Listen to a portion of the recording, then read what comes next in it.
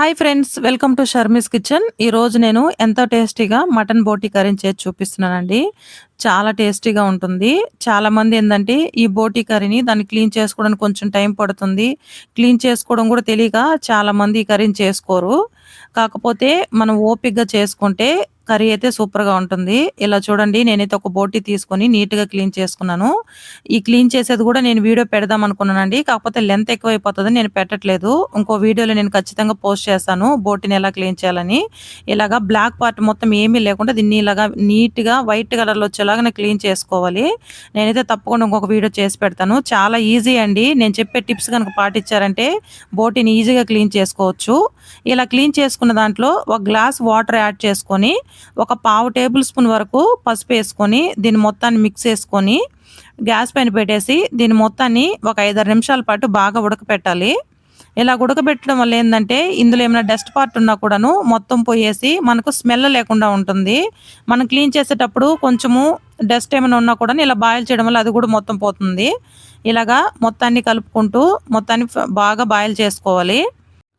ఇది మొత్తం ఉడికేలోపు మనము వేరొక స్టవ్ పైన మసాలాలు ఫ్రై చేసుకుందాము. ఒక ప్యాన్ పెట్టుకొని ప్యాన్ బాగా హీట్ అయిన తర్వాత ఇందులో ఒక 4 యాలకులు, ఇంచు దాల్చిన చెక్క, అదేవిధంగా 5-6 లవంగాలు, ఒక 2 టేబుల్ స్పూన్లు ధనియాలు యాడ్ చేసుకుంటున్నాను.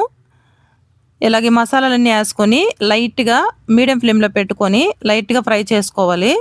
మంటని లో టు మీడియం ఫ్లేమ్లో అడ్జస్ట్ చేసుకోండి.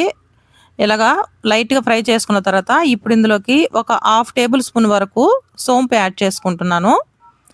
మీరు ఇందులో ఎండు కొబ్బరి కూడా యాడ్ చేసుకోవచ్చండి. నేనైతే ఇక్కడ యాడ్ చేయట్లేదు. అదేవిధంగా పావు టేబుల్ స్పూను గసగసాలు కూడా యాడ్ చేసుకుంటున్నాను. గసగసాలు యాడ్ చేసిన తర్వాత మంటను మీడియం ఫ్లేమ్లో పెట్టుకోండి, మాడిపోతాయి ఇవి. ఇలా గసగసాలు వేసిన తర్వాత ఒక 2 నిమిషాలు ఫ్రై చేసుకుంటే సరిపోతుంది. ఆల్రెడీ మనకు ధనియాలు అవన్నీ ఫ్రై అయిపోయాయి. ఇలా ఫ్రై చేసుకునేసి వీటిని పూర్తిగా చల్లారి పెట్టేసి మిక్సీ జార్ తీసుకొని ఇందులో చల్లారి పెట్టుకున్న ఈ మసాలాలు వేసేసి దీన్ని పౌడర్ లాగా మిక్సీ పట్టాలి.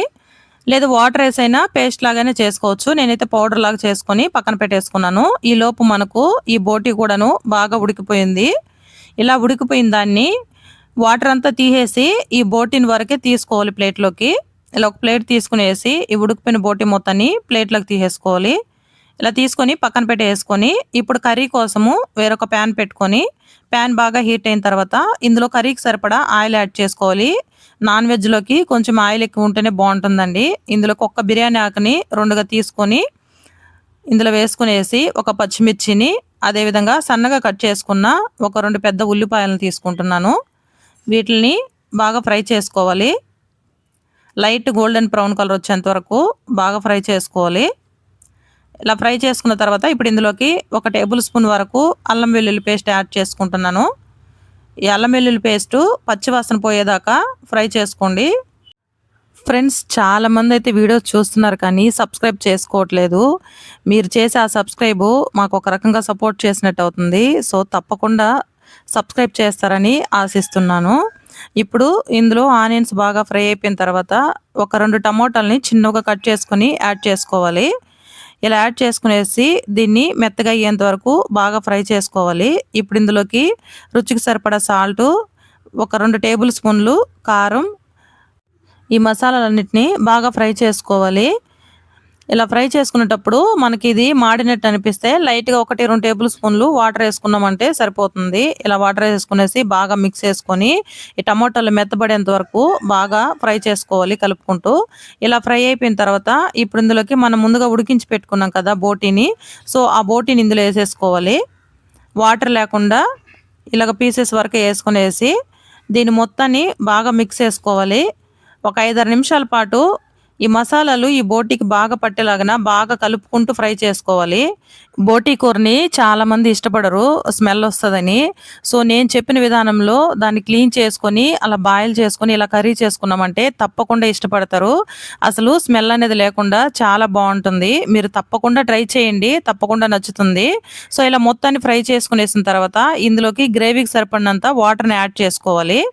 ఇలా వాటర్ మొత్తం యాడ్ చేసుకొని ఒకసారి బాగా మిక్స్ చేసుకోండి. మీకు ఎంత గ్రేవీ కావాలో దాన్ని బట్టి మీరు వాటర్ యాడ్ చేసుకోండి.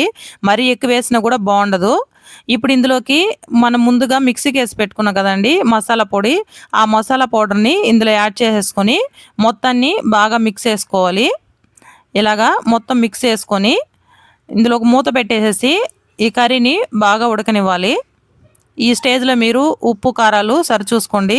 సాల్ట్ సరిపోకపోయినా, కారం సరిపోకపోయినా యాడ్ చేసుకోండి. ఇలాగ మొత్తాన్ని యేసుకొనేసేసి మూత పెట్టేసేసి ఈ కర్రీని బాగా ఆయిల్ బాగా పైకొచ్చేంత వరకు బాగా ఉడకపెట్టుకోవాలి. ఒక 10-15 మినిట్స్ పడుతుంది. ఇలా మొత్తం ఉడికిపోయిన తర్వాత ఇప్పుడు ఇందులోకి లాస్ట్‌గా సన్నగా కట్ చేసుకున్న కొత్తిమీరని యాడ్ చేసుకోవాలి. చూడండి కూర మొత్తం బాగా దగ్గరకొచ్చేసింది. ఆయిల్ పైకి తేలుతుంది. ఇప్పుడు కొత్తిమీరని యాడ్ చేసుకునేసి ఒక 2 నిమిషాలు కలిపేసి ఒక 2 నిమిషాలు మూత పెట్టి వదిలేసామంటే బోటీ కర్రీ రెడీ అయిపోతుంది.